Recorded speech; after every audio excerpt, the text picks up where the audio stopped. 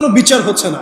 Islamic loss কেমন, যে একজন চুরি করেছে, জুমার দিন নামাজ হবে, নামাজের পরে সমস্ত এলাকার লোকজন দাঁড়িয়ে থাকবে, সমস্ত এলাকার লোকজনের সামনে তার হাতটা কেটে ফেলে দেবে।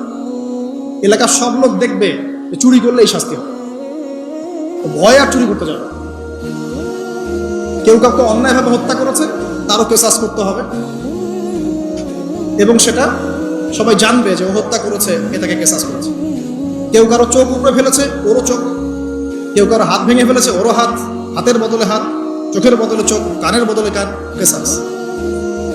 ধর্ষণ করেছে, জনসমক্ষে সবার সামনে নিয়ে এসে দেন কোর্ট বসে সাক্ষী প্রমাণ নিয়ে মৃত্যুদণ্ড।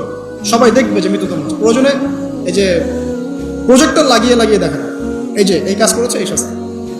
রাস্তাঘাটে ইফটিজিং হচ্ছে, মোবাইল কোর্ট থাকবে, ইফটিজিং হচ্ছে, রিপোর্ট প্রমাণ ধরা হবে, সাথে সাথে বিচার।